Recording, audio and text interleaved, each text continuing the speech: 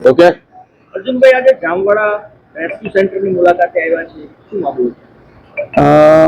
આજે જામવાડા ખાતે અધિકારીઓને સાથે મળીને અહીંયા જે થોડા સિંહ બાળના મૃત્યુ થયા હતા એ બાબતે માહિતી મેળવી અને આ રેસ્ક્યુ સેન્ટરની અંદર જે થોડા બીમાર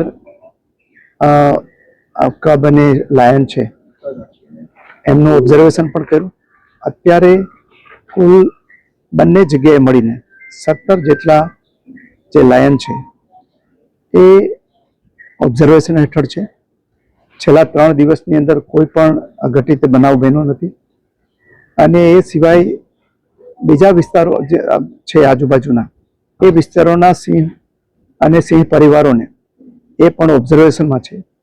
ડૉક્ટરોની ટીમ સતત કામે લાગેલી છે અને ખાસ કરીને જે ડીવોર્મિંગ કરવાની પ્રોસેસ છે એ લગભગ 500ની આસપાસ લાયન છે, એના ડીવોર્મિંગની પ્રક્રિયા પણ પૂરી કરી દેવામાં આવી છે.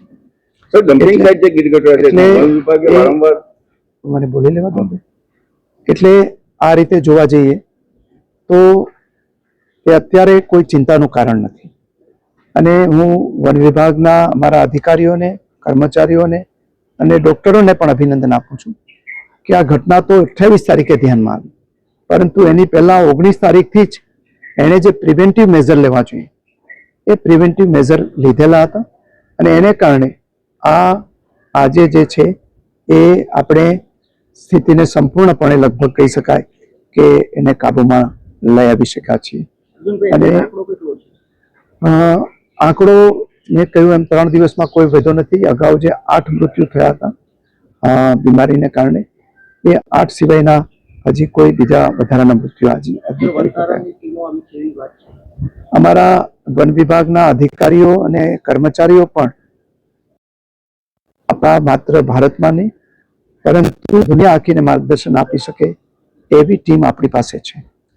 વધારામાં આપણે ટીમ પણ મદદમાં આવી છે, એના ડૉક્ટરો પણ આપણને મદદ કરી રહ્યા છે અને એ રીતે અત્યારે જે સ્થિતિ છે એ સ્થિતિની અંદર આપણે કોઈ ચિંતાનું કારણ નથી.